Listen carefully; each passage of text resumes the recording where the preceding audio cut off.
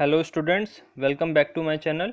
Today we are going to cover the part 6, the rise of nationalism in Europe. देखो last time हमने romanticism के बारे में पढ़ा था कि जो थिंकिंग थी, हम पढ़ रहे थे कि thinking of the different social groups in Europe, कि वो नेशनलिज्म की जो फीलिंग है उसको किस तरीके से देखते थे, उनकी क्या थिंकिंग थी। आज हम बात करने वाले हैं revolts during the 1830 to 1848 by the poors. ठीक है, बाय द पुअर्स दो क्लास के बारे में पढ़ेंगे आज हम। एक तो जो पुअर्स ने रिवॉल्ट किया था 1830 से लेके 1848 के बीच में, और दूसरा पढ़ेंगे हम मिडिल क्लास ने जो रिवॉल्ट किया था उसके बारे में, कि क्या क्या चेंजेस हैं उन दोनों के बीच में और क्या डिफरेंसेस थे। ठीक है, और किस तरीके के रिवॉल्ट किए और वो क्यों सक्सेसफुल नहीं हो पाए। ठीक है, पहले बात करने वाले हैं हम द ग्रेट इकोनॉमिक हार्डशिप्स इन 1830। ठीक है, इकोनॉमिक हार्डशिप का मतलब होता है कि इस तरीके की कंडीशन आ जाना कि लोगों के लिए जो अपनी ज़िंदगी है, लाइवलीहुड है, उससे कमा पाना बहुत ही डिफ़िकल्ट हो जाता है। ठीक है, तो ग्रेट इकोनॉमिक हार्डशिप, और मैं इकोनॉमिक की बात पहले भी कर चुका हूँ कि इकोनॉमिक का मतलब होता है जब लोगों के पास पैसे कम हो जाते हैं, मनी से रिलेटेड चीज़ें होती हैं इकोनॉमिक। ठीक है, तो क्या क्या कंडीशंस थी 1830 में कि वो इकोनॉमिक हार्डशिप ईयर कहा गया, इसे समझते हैं। देखो मैंने क्वेश्चन बनाया है इसमें, describe any 3 economic hardship faced by the Europe in the 1830s। और देखो मैंने इसमें पॉइंट कितने दिए हुए हैं, 5। ठीक है, तो कोई भी 3 पॉइंट्स तुम्हें याद कर लेने हैं, इंपॉर्टेंट है स्टार्टिंग के 3 पॉइंट्स। ठीक है, समझते हैं 1830 में हुआ क्या था। देखो, during the first half of the 19th century there was an enormous increase in the population all over the Europe.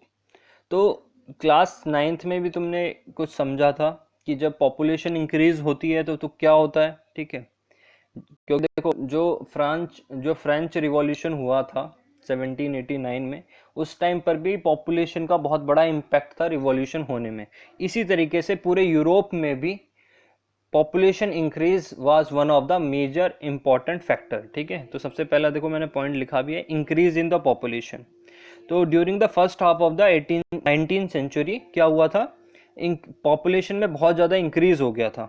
इसकी वजह से क्या हुआ, this led to the unemployment.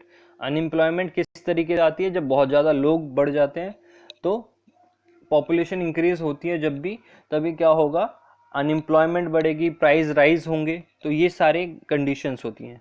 तो जब इंक्रीज इन पॉपुलेशन हुआ तो क्या हुआ, माइग्रेशन हुआ और led to the unemployment. Migration का क्या मतलब होता है यहाँ पर, people from the rural areas migrated to the cities to live in overcrowded slums. ठीक है, जो लोग थे people from the rural areas, वो क्या हुआ, जो गांव में रह रहे थे लोग, वो उन्होंने मूव करना स्टार्ट कर दिया। कहाँ पर, जो शहर है उसकी तरफ मूव करना स्टार्ट कर दिया। किस लिए गए वो लोग शहर में, वो लोग गए इन सर्च ऑफ द जॉब, क्योंकि गांव में बहुत ज़्यादा पॉपुलेशन, गांव में भी बहुत ज़्यादा पॉपुलेशन इंक्रीज हो गई थी, तो उन्हें काम नहीं मिल पा रहा था गांव में, तो इसलिए वो they move to the cities in search of the jobs. ठीक है, तो जब ये माइग्रेशन हुआ तो अब क्या हुआ, इस माइग्रेशन के कारण सिटी की जो पॉपुलेशन है वो भी इंक्रीज हो गई, और वो जब इंक्रीज हुई तो उसकी वजह से अनएम्प्लॉयमेंट बढ़ गई। ठीक है, पहली कंडीशन समझ में आई तुम्हें कि पहला क्या हुआ, इंक्रीज इन द पॉपुलेशन, उसकी वजह से क्या हुआ, माइग्रेशन हुआ, माइग्रेशन की वजह से क्या हुआ, led to the unemployment. Clear है बात। इन टाउन्स, और एक और कंडीशन में तुम्हें समझाता हूँ, during the first half of the 19th century क्या हुआ था, इंग्लैंड का जो इंडस्ट्रियलाइजेशन है वो बहुत ज़्यादा इंडस्ट्रियलाइजेशन हो चुका था। कहाँ पर, इंग्लैंड, ब्रिटेन के आसपास, ब्रिटेन में, इंग्लैंड में इंडस्ट्रियलाइजेशन हो चुका था। तो उनके पास इंडस्ट्रियलाइजेशन का मतलब यहाँ पर है कि सबके पास मशीनें आ चुकी थी। किसके पास, इंग्लैंड के पास। ठीक है, और जो ब्रिटेन के पार्ट्स हैं वहाँ पर, तो जब वहाँ पर इंडस्ट्रियलाइजेशन हुआ तो वहाँ पर मशीनें आ गई, तो जो भी सामान बनाए जाते थे वो सब मशीनों से बनाए जाते थे। तो वो क्या होते थे, जो उनकी कॉस्ट होती थी, किसी भी प्रोडक्ट की कॉस्ट होती है वो कम हो जाती है। जब मशीन से बनाई जाती है कोई चीज़ तो उसकी जो कॉस्ट होती है वो कम हो जाती है। जबकि जो दूसरे यूरोपियन कंट्रीज थे वहाँ पर ऐसा नहीं था। In towns small producers had to face stiff competition from the imports of, ठीक है, जो बाहर से, जो इंग्लैंड से सामान आ रहा था यूरोपियन कंट्रीज के अंदर, वो सस्ता था as compare to the local producers. जो लोकल प्रोड्यूसर्स हुआ करते थे यूरोप की कंट्रीज में, वहाँ पर वो मैनुअली बनाया करते थे क्योंकि उनके पास मशीनें नहीं थी, तो उनको बहुत ही ज़्यादा टफ कंपटीशन फेस करना पड़ रहा था बाहर के प्रोडक्ट्स के साथ, क्योंकि जो फॉरेन कंट्रीज से प्रोडक्ट आ रहे थे वो क्या हो रहा था, वो बहुत ही सस्ते थे, चीप थे एज कंपेयर टू द जो यहाँ के यूरोपियन कंट्री के, क्योंकि वहाँ पर जो है मैनुअली काम होता था तो वो महंगे पड़ते थे एज कंपेयर टू द जो इम्पोर्टेड प्रोडक्ट्स थे, ठीक है।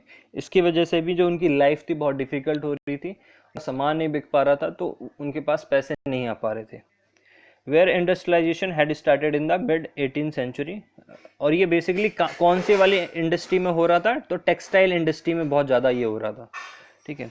The rise of the food prices or a year of bad harvest led to the widespread pauperism in town in the country, ठीक है। तो देखो, जब जब भी कभी पॉपुलेशन इंक्रीज होगा तो फूड, जैसे कि हमने 1789 वाले फ्रेंच रिवॉल्यूशन में भी समझा था कि जो फूड प्राइसेस होते हैं वो इंक्रीज हो जाते हैं। जब फूड प्राइसेस इंक्रीज हो जाते हैं तो उसकी वजह से क्या होगा, पॉपुलिज्म। पॉपुलिज्म का मतलब यहाँ पर क्या है कि पॉवर्टी आ जाती है, गरीबी आ जाती है, ठीक है। और बैड हार्वेस्ट का मतलब यह है जबकि जो खेती है उसको, उसका जो है वो बेकार हो गई थी। एक एक साल जब कभी ऐसा होता था कि किसी साल जो खेती जो है ख़राब हो जाए, बैड हार्वेस्ट हो जाए, कम कम खेती हो, तो उसकी वजह से क्या होता था, गरीबी आ जाती थी कंट्री के अंदर, ठीक है। तो राइज ऑफ फूड प्राइसेस और a year of bad harvest की वजह से क्या होता था, wide spread populism in town and the country, यानी कि पॉवर्टी, गरीबी आ जाती थी कंट्री के अंदर। एक और रीज़न था क्यों और दुखी थे लोग, वो था in those regions of the Europe where the aristocracy still enjoyed power, जहाँ पर एरिस्टोक्रेसी अभी भी थी, वहाँ पर क्या होता था, जो पीजेंट्स होते थे, the peasants struggled under the burden of feudal dues and obligations, ठीक है। जो अभी भी वहाँ पर फ्यूडल ड्यूज चल रहे थे और ऑब्लिगेशंस, यानी उनको काम करना पड़ता था दूसरों के खेतों में, ठीक है। तो वो अभी भी चल रहा था, कहाँ पर, जिन राज्यों में अरिस्टोक्रेसी का राज्य था, ठीक है। तो इन इन सारे कारणों की वजह से जो पुअर्स थे इन्होंने रिवॉल्ट किया, लेकिन वो रिवॉल्ट ज़्यादा सक्सेसफुल नहीं हो पाया, ठीक है। तो ये रिवॉल्यूशन के कुछ कारण हैं, आगे हम और समझते हैं। ये तो 1830 की बात है, उसके बाद भी आगे भी बहुत सारे रिवॉल्ट होते हैं, जैसे कि 1845 के बारे में बात करेंगे कि जब वहाँ पर एक रिवॉल्ट होता है, revolt in the Silesia. Silesia कहाँ पर है, यहाँ पर देखो, ये वाला जो पार्ट है ना, येलो वाला पार्ट, ये सिलेसिया का पार्ट है, और ये जो ये दिख रहा है तुम्हें, ये है पोलैंड का एरिया, ठीक है। तो ये पोलैंड से बिल्कुल जुड़ा हुआ है, जर्मन का पार्ट था, ये जर्मनी का एक्चुअली पार्ट था सिलेसिया। तो यहाँ पर एक रिवॉल्ट हुआ था 1845 में, उसके बारे में बात समझते हैं कि वो रिवॉल्ट क्यों हुआ था। In the year 1845 there was a revolt in the Silesia. It was led by the weavers against the contractor. Weaver कौन होते हैं, जो बुनकार होते हैं, जो कपड़े बुनते हैं, ठीक है। ये किसने कराया था, जो सिलेसिया वाला रिवॉल्ट हुआ था, ये किसने स्टार्ट कराया था, it was led by the weavers against the contractor. तो वेवर्स का रिवॉल्ट था ये एक तरीके का, और किसके खिलाफ, कॉन्ट्रैक्टर के खिलाफ। वो supplied them raw materials and placed orders for finished textiles. तो तुम समझ लो कि ये एक्चुअली हुआ क्या था। देखो, जो ये वेवर्स हुआ करते थे, इनकी डील होती थी कॉन्ट्रैक्टर्स के साथ, ठीक है। कॉन्ट्रैक्टर का काम क्या होता था, वो रॉ मटेरियल प्रोवाइड करते थे और उसके बाद फिनिश्ड प्रोडक्ट, यानी ऊन दे दी उन्होंने और यानी कपड़ा उन्हें मिलता था, इस तरीके से ये डील करते थे। तो जो ये वेवर्स थे और कॉन्ट्रैक्टर का जो डील थी, उसमें क्या होता था, सप्लाई कौन करेगा, रॉ मटेरियल्स की, कॉन्ट्रैक्टर, और फिनिश्ड प्रोडक्ट कौन देते थे, वेवर्स। तो कॉन्ट्रैक्टर ने क्या किया, जब जब ये पॉपुलेशन इंक्रीज होती जा रही थी, तो इसकी वजह से क्या हुआ कि बहुत सारे लोग जो है, क्योंकि बेरोजगारी ज़्यादा बढ़ रही थी, अनएम्प्लॉयमेंट ज़्यादा हो रही थी, तो ज़्यादा लोग कपड़े बनाने, वेवर्स बहुत ज़्यादा हो गए थे। तो इसके वजह से क्या किया इन्होंने, जो फिनिश्ड प्रोडक्ट के जो रेट्स थे, प्राइजेस थे, वो डिक्रीज कर दिए, कम दामों में वो कपड़ा खरीदा करते थे। तो इसकी वजह से इन्हें बहुत ज़्यादा नुकसान हो रहा था, किनको, वेवर्स को, जो पुराने वेवर्स थे उनको बहुत ज़्यादा नुकसान हो रहा था। तो इसके खिलाफ वो क्या करते हैं, प्रोटेस्ट करते हैं, और ये प्रोटेस्ट के बारे में हम समझ रहे हैं। The contractors had reduce the payments, तो देखो मैंने बताया ना कि क्या कारण था, उन्होंने रिड्यूस क्यों किया था पेमेंट, क्योंकि अनएम्प्लॉयमेंट ज़्यादा थी। अनएम्प्लॉयमेंट की वजह से क्या हुआ, बहुत ज़्यादा वेवर्स हो गए और लोगों को काम मिलना लग, मतलब और भी नए वेवर्स आ गए। तो उसकी वजह से क्या हुआ कि जो कॉन्ट्रैक्टर्स थे उन्होंने पेमेंट क्या कर दिया, जो फिनिश्ड प्रोडक्ट का पेमेंट था वो कम कर दिया, रिड्यूस कर दिया। तो इससे क्या हुआ, जो वेवर्स को नुकसान होने लगा। ठीक है, एक एक कोटेशन भी है, एक पर्सन थे जिन्होंने इसके बारे में एक लिखा हुआ है बात, इसको लिखना नहीं है नोटबुक में, पर समझ लो क्या है। The event in the Silesia village had been described by the William Wolff, a journalist, in the following words. तो उस टाइम के जर्नलिस्ट थे विलियम वॉल्फ, उन्होंने एक आर्टिकल लिखा था इसी इंसिडेंट्स के बारे में। इन दीज विलेजेस, जहाँ पर 18,000 लोग रहते हैं, cotton weaving is the most widespread occupation. तो कॉटन वेविंग सबसे इम्पॉर्टेंट वाइड स्प्रेड ऑक्यूपेशन है, यानी कि सारे लोग, जितने भी 18,000 के लोग हैं, ज़्यादातर लोग क्या करते हैं, कॉटन वेविंग ही करते हैं। The misery of the workers is extreme, जो जो वहाँ पर गरीबी है, ठीक है, वर्कर्स की, वो बहुत ज़्यादा बढ़ती जा रही है। The desperate need for jobs has been taken, यानी जो देखो क्या हो रहा है, गरीब हो जैसे, क्योंकि पॉपुलेशन इंक्रीज हो रही थी, इसकी वजह से क्या हो रहा था, लोगों की जो नीड फॉर जॉब है, यानी लोगों को काम करने के लिए चाहिए, तो वो जो नीड ऑफ जॉब के कारण क्या हुआ, कॉन्ट्रैक्टर्स ने इसका एडवांटेज लिया और जो प्राइजेस थे गुड्स के वो क्या कर दिए, उन्होंने डिक्रीज कर दिए, रिड्यूस कर दिए हैं। तो ये एक आर्टिकल है जिससे हमें ये समझ में आता है कि उन्होंने प्राइजेस क्यों इंक्रीज किए थे, रिड्यूस किए थे, क्योंकि जो एम्प्लॉयमेंट थी, अनएम्प्लॉयमेंट लोग थे, वो बहुत ज़्यादा बढ़ गए, तो ज़्यादा व्यूअर्स आ गए, इसके कारण उन्होंने क्या किया, प्राइसेस को रिड्यूस कर दिया। तो अब देखो क्या होता है, तो रिवॉल्ट करते हैं सिलेशिया वेवर्स, जो ये सिलेशियन वेवर्स होते हैं, ये लोग रिवॉल्ट करते हैं। In retaliation the workers on June 4, तो जून 4 1845 की बात है ये, रिटेलिएशन यानी कि वो रिटेलिएट करते हैं, मतलब एक तरीके से गुस्सा जाहिर करते हैं। 4 जून 1845 को eight 2 PM came out of their houses in large number and marched to the sprawling houses of their contractor. अपने घरों से बाहर निकलते हैं, मार्च करते हैं, और किसकी तरफ जाते हैं, कॉन्ट्रैक्टर के घरों की तरफ जाते हैं। डिमांडिंग हायर वेजेस, और क्या डिमांड करते हैं, higher wages. They were threatened with dire consequences, और उन्हें डराया भी जाता है कॉन्ट्रैक्टर्स को कि अगर तुमने नहीं किए हमारे प्राइजेस इंक्रीज, तो हम तुम्हारे को, मतलब थ्रेट देते हैं वो लोग कि हम ये करेंगे वो करेंगे।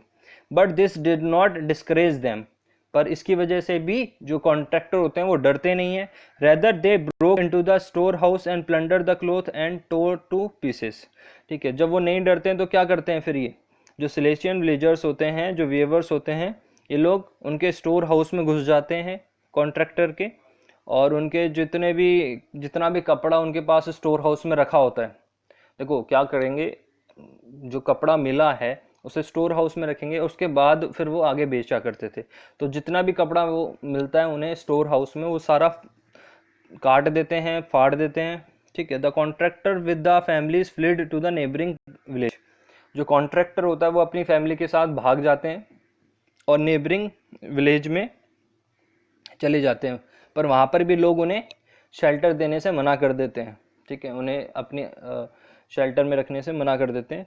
दे return letter with the help of the army, उसके बाद फिर ये जो वेवर्स होते हैं ये आर्मी के साथ आते हैं, और इस जो रिवॉल्ट होता है इसमें 7 वेवर्स की डेथ हो जाती है, क्योंकि जो आर्मी है वो फायरिंग कर देती है, और इसके कारण से 11 जो वेवर्स होते हैं उनकी डेथ हो जाती है। तो ये एक तरीके का रिवॉल्ट था 1845 का, जो गरीब वेवर्स के द्वारा चलाया गया था अगेंस्ट द कॉन्ट्रैक्टर। ठीक है, अब बात कर लेते हैं एक और जो रिवॉल्ट जो पूस ने किया था, वो था 1848 का revolution. What condition prevailed in 1848 France. ठीक है, तो ये फ्रांस में हुआ था रिवॉल्ट, कहाँ पर हुआ था, फ्रांस में। तो क्या कारण थे, सबसे पहले कारण समझते हैं। देखो सबसे पहला कारण क्या था, food storage shortages and unemployed brought the population of Paris out in the street. तो जैसे मैंने बताया कि फूड शॉर्टेज हो रही थी, खाने की कमी हो रही थी क्योंकि पॉपुलेशन इंक्रीज हो रही थी, और अनएम्प्लॉयमेंट बहुत ज़्यादा बढ़ती जा रही थी, जिसके कारण क्या होता है, जो पॉपुलेशन होती है पेरिस की वो सड़कों पे आ जाती है, लोग बाहर सड़कों पे आ जाते हैं प्रोटेस्ट करने के लिए। और इस प्रोटेस्ट में वो क्या करते हैं, barricades were erected and Louis Philippe were forced to flee. ठीक है, जितने भी बैरिकेड्स लगे होते हैं उन सबको हटा दिया जाता है, तोड़ दिया जाता है। और जो उस टाइम के राजा हुआ करते थे, जो कि 1830 में एक लिबरल किंग बनाया गया था, जिसका नाम क्या था, लुइस फिलिपे, उनको क्या करना पड़ता है, देश छोड़ के भागना पड़ता है। The national assembly proclaimed a republic, तो जो नेशनल असेंबली थी उसको रिपब्लिक बना दिया जाता है। और बहुत सारे granted voting rights to all man about 21 years and granting right to work. ठीक है, तो जो नेशनल असेंबली थी उसको तोड़ के अब क्या बना दिया गया है, तोड़ के इन द सेंस उसका नाम बदल के अब क्या रख दिया गया होता है, रिपब्लिक। और रिपब्लिक में क्या और क्या फ़ायदा होता है, जो जितने भी, देखो जो लिबरल्स की भी जो पार्टी थी, जिसमें अभी तक जो लिबरल्स की पार्टी चल रही थी जिसमें राजा लुइस फिलिपे थे, तो वहाँ पर वोटिंग राइट नहीं थे सबको। तो वोटिंग अब क्या होता है, जैसे ही रिपब्लिक बनते हैं तो इनको वोटिंग राइट मिल जाते हैं सारे, all mens about 21 years of age, जिसकी भी 21 साल से ज़्यादा एज है उन सबको क्या मिलेंगे, और मेल होना चाहिए। अभी भी देखो फीमेल को वोटिंग राइट नहीं मिलेंगे, ये याद रखना कि जितने भी मेल थे उन सबको, जो भी 21 साल से ऊपर के थे उन सबको वोटिंग राइट मिल जाते हैं। और एक और राइट मिलता है उन्हें, granted the right to work, काम करने का भी उन्हें राइट मिलता है। National workshops were set up to provide employment, क्योंकि देखो ये जो रिवॉल्ट हुआ था वो किस वजह से हुआ था, एक तो फूड शॉर्टेज थी, ठीक है, और दूसरा था अनएम्प्लॉयमेंट। तो अनएम्प्लॉयमेंट के लिए काम होता है, नेशनल वर्कशॉप्स बनाई जाती हैं ताकि ज़्यादा से ज़्यादा लोगों को काम दिया जा सके। तो इस तरीके से ये रिवॉल्ट किए जाते हैं बाय द पुअर्स। ठीक है, अब हम बात करने वाले हैं revolts by the educated middle class. ठीक है, revolts by the educated middle class, तो कि किस तरीके के रिवॉल्ट करते हैं। देखो 1848 के अंदर रिवॉल्यूशंस ऑफ द लिबरल्स, तो ये रिवॉल्यूशन होते हैं लिबरल्स के द्वारा। लिबरल्स का मतलब होता है जो जिनकी थिंकिंग होती है फ्रीडम की, ठीक है, इक्वालिटी बिफोर लॉ की, तो उन लोगों की, जो पढ़े लिखे लोग हैं उनके द्वारा जो रिवॉल्यूशन होते हैं वो किस तरीके के होते हैं और रीजंस क्या थे उनके रिवॉल्यूशन करने के। पहले हम रीजन समझते हैं। Explain what is meant by the 1848 revolution of the liberals, तो क्या क्या मतलब होता है 1848 के रिवॉल्यूशन ऑफ द लिबरल्स का। देखो apart from the revolts of the peasants, workers, poor and unemployed, अभी तक किस किस लोगों ने रिवॉल्ट कर लिया है, जैसे पीजेंट्स ने किया था रिवॉल्ट, देखो अभी देखा था हमने, वर्कर्स ने, पुअर्स ने, अनएम्प्लॉयड ने, इन सब ने रिवॉल्ट कर लिया था। ठीक है, अब बारी थी किसकी, middle class, educated middle class के रिवॉल्ट करने की। और क्योंकि उनके रिवॉल्ट्स फेल हो चुके थे तो अब ये बात थी एजुकेटेड मिडिल क्लास की, कि अब वो रिवॉल्ट कर रहे थे। तो एजुकेटेड मिडिल क्लास ने किस तरीके के रिवॉल्ट किए, देखो फ्रांस के अंदर अभी मैंने बात करी कि फरवरी 1848 में, इन फरवरी 1848 the events had forced the abdiction of the ruler and a republic based on the universal male suffrage has been proclaimed।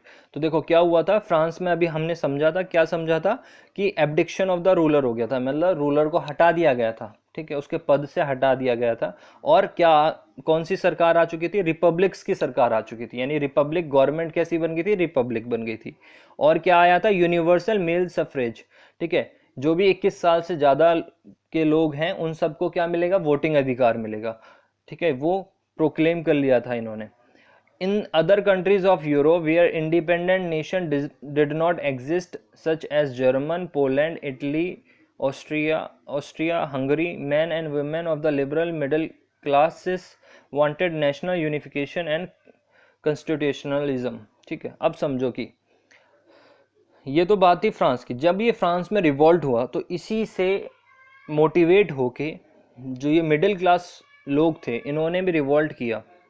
ठीक है, अभी आप बात समझना कि जो दूसरी यूरोपियन कंट्रीज थी वहाँ पर अभी तक कोई भी इंडिपेंडेंट नेशन नहीं था, जैसे कि जर्मनी भी कोई इंडिपेंडेंट नेशन नहीं था, पोलैंड कोई इंडिपेंडेंट नेशन नहीं था, इटली, ऑस्ट्रिया, हंगरी, कोई भी इंडिपेंडेंट नेशन नहीं था। ठीक है, तो अब ये जो लिबरल्स जो ये रिवॉल्यूशन करेंगे, ये करेंगे नेशन स्टेट बनाने के लिए। ठीक है, तो इनकी क्या डिमांड थी? इनकी डिमांड थी दो, याद रख लेना, नेशनल यूनिफिकेशन पहली डिमांड थी, और दूसरा कॉन्स्टिट्यूशनलिज्म। कॉन्स्टिट्यूशनलिज्म का मतलब क्या है? कॉन्स्टिट्यूशन चाह रहे थे ये लोग कि एक कॉन्स्टिट्यूशन बनाया जाए। और नेशनल यूनिफिकेशन, यूनिफिकेशन का मतलब होता है एकीकरण। एकीकरण का क्या मतलब होता है? कि हमें एक एक कंट्री बनानी है, एक नेशन बनाना है, तो उसके बारे में, तो ये यूनिफिकेशन करना चाह रहे थे ये लोग। ठीक है, they desired for the creation of the nation state. तो इनकी क्या डिजायर थी? They desired for the creation of the nation states और on the democratic principles like constitution, freedom of association. तो किस बेसिस पे ये क्रिएशन ऑफ नेशन स्टेट करना चाह रहे थे? कॉन्स्टिट्यूशन होना चाहिए एक, ठीक है, एक संविधान होना चाहिए, और फ्रीडम ऑफ एसोसिएशन, यानी कि बहुत सारे कानून होने चाहिए जिसकी वजह से सबको फ्रीडम मिले। ठीक है, तो ये जो लिबरल्स का जो ये थिंकिंग थी, इसको कौन लोग आगे ले जाते हैं? जो मिडिल क्लास, ठीक है, जो मिडिल क्लास एजुकेटेड लोग होते हैं वो आगे ले जाते हैं, और वो क्या करते हैं? एक तरीके का प्रोटेस्ट करते हैं और अपनी एक पार्लियामेंट बना लेते हैं 1848 के अंदर। इस पार्लियामेंट का ये मीटिंग, ये एक तरीके की मीटिंग होती है। ठीक है, जाते हैं ये लोग कहाँ पर? फ्रैंकफर्ट। फ्रैंकफर्ट कहाँ पर है? जर्मनी में, जर्मनी का पार्ट था। वहाँ पर सेंट चर्च नाम से एक जगह थी, वहाँ पर ये लोग जाते हैं और वहाँ पर बैठ के असेंबली करते हैं ये लोग। ठीक है, असेंबली को नाम दिया गया है फ्रैंकफर्ट असेंबली 1848। ठीक है, यहाँ पर ये देखो गैदरिंग हो रखी है, एक तरीके से एक असेंबली बना लेते हैं ये लोग, और ये एक कॉन्स्टिट्यूशन ड्राफ्ट करना स्टार्ट कर देते हैं। ठीक है, याद करो जो फ्रेंच रिवॉल्यूशन में भी हुआ था, एक इसी तरीके का सिस्टम हुआ था। वहाँ पर भी एक नेशनल असेंबली बनाई गई थी और वहाँ पर भी एक कॉन्स्टिट्यूशन ड्राफ्ट करना स्टार्ट कर दिया था। इसी तरीके से यूरोप में भी, यूरोपियन कंट्री, क्योंकि देखो जर्मनी अभी कोई कंट्री नहीं था, अभी जो जर्मन पार्ट था, जर्मन स्टेट था, वो किसके अंडर आया करता था? पर्शियन के अंडर आया करता था, याद रखना इस बात को। तो वो पर्शिया के अंडर आया करता था, तो पर्शियन एम्पायर हुआ करता था, इस पर रूल करता था जो, ठीक है, पर्शियन एम्पायर। तो पर्शियन एम्पायर के अंडर आता था जर्मन स्टेट। वहाँ पर एक लोकेशन थी जिसका नाम था फ्रैंकफर्ट, वहाँ पर असेंबली होती है 1848 के अंदर।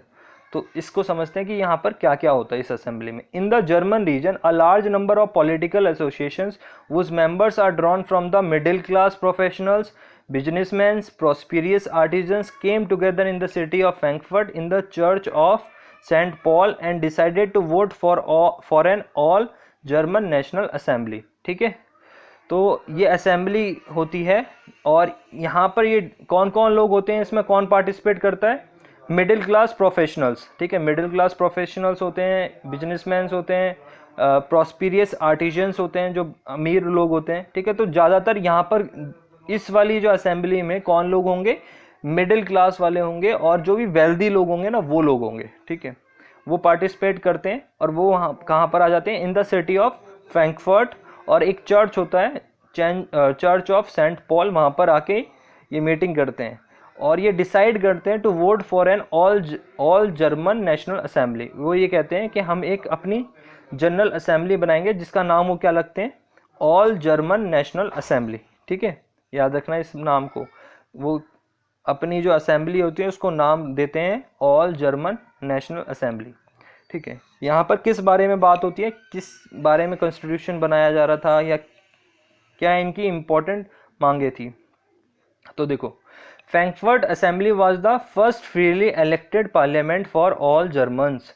तो फ्रैंकफर्ट असेंबली को पहली इलेक्टेड पार्लियामेंट कहा जाता है फॉर ऑल जर्मन्स। ठीक है, पहली फ्री इलेक्टेड पार्लियामेंट होती है जर्मन्स की।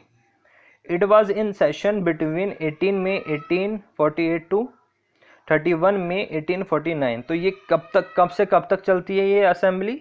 जैसे असेंबली का मतलब यहाँ पर ये है, ये पार्लियामेंट है एक तरीके की। ठीक है, और ये 18 मई 1848 से लेके 31 मई 1849 तक ये कार्य करती है, यानी एक साल ये पूरा कार्य करती है। ठीक है, इस पर कोई रोकथाम नहीं लगती, 1 साल तक ये काम कर पाती है।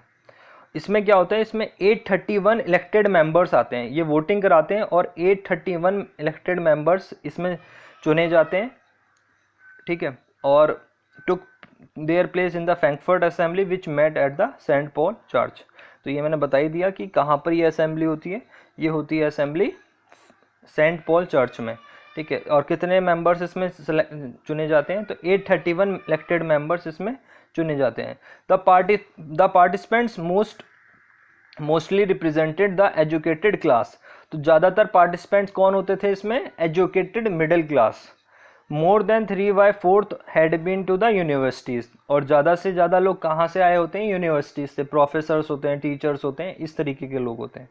They had studies jurisprudence, many were self employed like lawyer, journalist and doctors. तो बहुत सारे लोग होते हैं जो सेल्फ एम्प्लॉयड होते हैं, जैसे कि लॉयर्स, जर्नलिस्ट या डॉक्टर्स। तो अच्छे पढ़े लिखे लोग आते हैं और जिनको जुरिस्प्रूडेंस का मतलब यहाँ पर है कि जिसको थोड़ा बहुत कानून के बारे में पता होता है। The constitution drawn for the German nation was based on the principle of democracy. जो ये कॉन्स्टिट्यूशन बनाया जाता है, ये बेस्ड किस पे बेस्ड होता है, ये डेमोक्रेसी पे के प्रिंसिपल्स पे बेस्ड होता है। It fulfil the main demands of the liberals and the nationalist government. तो ये ना फुलफिल करते हैं अपनी डिमांड्स जो लिबरल्स ने और जो नेशनलिस्ट जर्मन गवर्नमेंट थी, जो लिबरल और नेशनलिस्ट गवर्नमेंट थी, उनकी सारी डिमांड्स को ये फुलफिल करते हैं। मतलब जैसे जैसे वो बता रहे थे कि हमें किस तरीके की गवर्नमेंट चाहिए, लिबरल्स की जैसी डिमांड्स होती हैं, जैसे नेशनलिस्ट गवर्नमेंट होती है, उन सब की डिमांड्स को ये पूरी तरीके से फुलफिल करते हैं। तो एक तरीके की डेमोक्रेसी होती है ये। देखो क्यों होती है डेमोक्रेसी, देखो इलेक्ट करके आ रहे हैं मेंबर्स, 831 मेंबर्स होते हैं प्रॉपरली, ठीक है, रिप्रेजेंटेटिव कहलाते हैं। तो एक तरीके से अच्छे एक डेमोक्रेसी का एक उदाहरण है ये। It would have a list of basic rights and a constitutional monarchy headed by the hereditary emperor, ठीक है। तो जो ये कॉन्स्टिट्यूशन बनाते हैं, इसमें सारी डिमांड्स मानी जाती हैं, ठीक है, बेसिक राइट्स दिए जाते हैं सारे लोगों को। जैसे याद करो, जैसे फ्रेंच रिवॉल्यूशन में भी हुआ था ना, उसमें भी फंडामेंटल राइट्स दिए गए थे सबको, इसी तरीके से इसमें भी फंडामेंटल राइट्स दिए जाते हैं सबको। एक और इसमें यहाँ पर किस तरीके की गवर्नमेंट बनाई जाती है, कॉन्स्टिट्यूशनल मोनार्की। कॉन्स्टिट्यूशनल मोनार्की का मतलब क्या होता है कि राजा तो रहेगा लेकिन उसके पास पावर्स नहीं होंगी ज़्यादा। तो जब ये कॉन्स्टिट्यूशन ड्राफ्ट कर लेते हैं, तो ये असेंबली बैठती है, कॉन्स्टिट्यूशन बनाती है, और जब ये ड्राफ्ट हो जाता है, पूरी तरीके से बन के तैयार हो जाता है, तो ये लेके जाते हैं किसके पास, ये लेके जाते हैं राजा के पास, उनकी रजामंदी लेने के लिए। जो कॉन्स्टिट्यूशन उन्होंने ड्राफ्ट किया होता है फ्रैंकफर्ट असेंबली ने, वो किसके पास भेजते हैं, रूलर, जो राजा होते हैं उस टाइम के पर्शियन रूलर, उनके पास वो लेके जाते हैं। तो आउटकम समझते हैं कि आउटकम क्या आता है फ्रैंकफर्ट असेंबली की, जो कॉन्स्टिट्यूशन बनाया गया था उसका। तो the Frankfurt assembly and the constitution it drafted failed as the Persian ruler Frederick William IV refused to accept the office of the emperor when it was offered to him, ठीक है। जो Persian ruler थे उस time पे कौन थे, Frederick William IV, तो वो रिफ्यूज़ कर देते हैं और जो ये कॉन्स्टिट्यूशन वो लाते हैं उसको मना कर देते हैं, क्योंकि जो इन्हें ऑफर किया जाता है तो इनकी जो पावर्स हैं उसको बहुत ही कम कर दिया जाता है, ठीक है। He declined the offer because it was not offered by the princes of the German states but by the elected representatives. क्यों ऑफर को ये डिक्लाइन करते हैं, मना क्यों करते हैं, क्योंकि एक तो ये जो जर्मन स्टेट्स हैं उस टाइम पर, जो जर्मन स्टेट्स हुआ करते थे, स्टेट्स का मतलब छोटे छोटे राज्य, उनके प्रिंस के द्वारा नहीं लाया गया होता, ये किसके द्वारा लाया गया होता है, इलेक्टेड रिप्रेजेंटेटिव्स के द्वारा, तो उसको वो मानने से मना कर देते हैं, ठीक है। और जो फेडरिक विलियम थे वो बिलीव करते थे divine right of the king, यानी कि राजा को पूरा अधिकार होना चाहिए किसी भी राज्य में। तो इस जो कॉन्स्टिट्यूशन में उन्हें कोई भी अधिकार, यानी उन्हें एकदम एब्सोल्यूट पावर नहीं मिली हुई थी, ठीक है। इस वजह से वो क्या करते हैं, जो पर्शिया के एम्परर होते हैं इसे मना कर देते हैं। और एक और रीज़न है जिसके कारण वो मना करते हैं, जो उनके चीफ मिनिस्टर हुआ करते थे Bismarck, also advise him not to accept the crown of shame. तो इसे वो उन्होंने कहा है, जो ये रिप्रेजेंटेटिव्स के द्वारा जो एक असेंबली बनाई गई थी और जो ये कॉन्स्टिट्यूशन लाया गया था, इसे उन्होंने कहा था क्राउन ऑफ शेम, यानी एक ऐसा क्राउन दिया जा रहा है जिसमें कोई रिस्पेक्ट नहीं है, because it was offered by the elective representative. अगर कोई इलेक्टेटिव रिप्रेजेंटेटिव उसे कोई ला रहा है तो ये क्राउन ऑफ शेम है, मतलब एक तरीके से उनकी बेइज्जती हो रही है, तो इस वजह से वो मना कर देते हैं इसको एक्सेप्ट करने से, कॉन्स्टिट्यूशन को, और कॉन्स्टिट्यूशनल मोनार्की को मानने से वो मना कर देते हैं।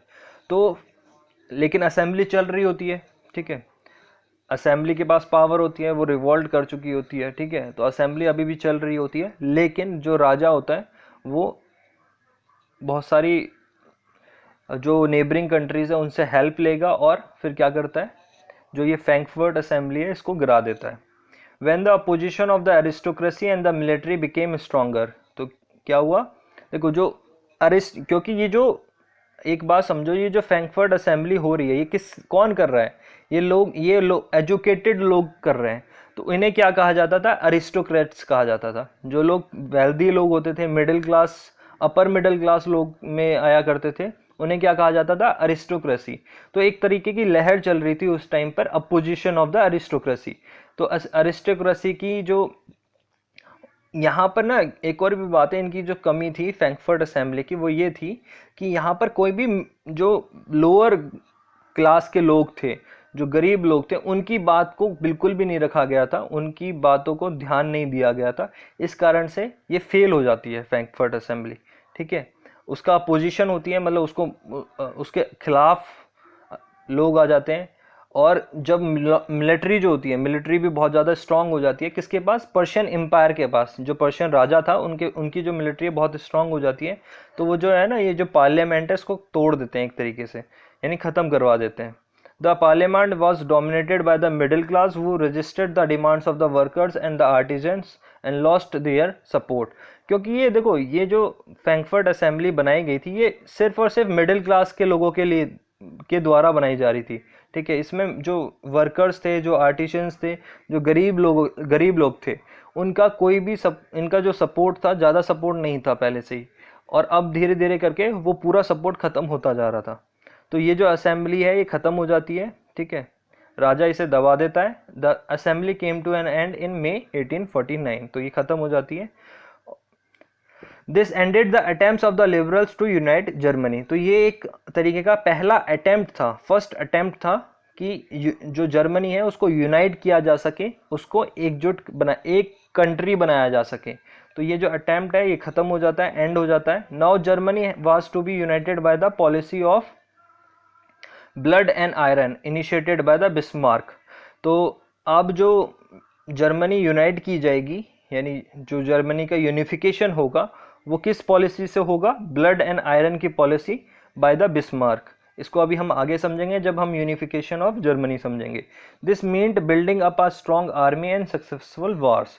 तो ये किस तरीके से होगा, एक स्ट्रॉन्ग आर्मी बनाकर और सक्सेसफुल वॉर्स के साथ, कि लड़ाइयाँ लड़नी पड़ेगी इन्हें जब उनके पास स्ट्रॉन्ग आर्मी होगी, किसके खिलाफ, जो भी एम्पायर है, जो भी राज कर रहा है जर्मनी के ऊपर, उनके खिलाफ लड़ाइयाँ लड़नी पड़ेंगी, और तब जाके एक जर्मनी को बनाया जा सकता है, एक नेशन स्टेट बनाया जा सकता है, ठीक है।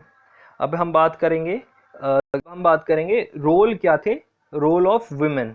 जो ये रिवॉल्यूशंस हो रहे थे, तो इसमें क्या क्या रोल, किस तरीके का रोल इन्होंने, यानी how women take part in the revolutions in Europe.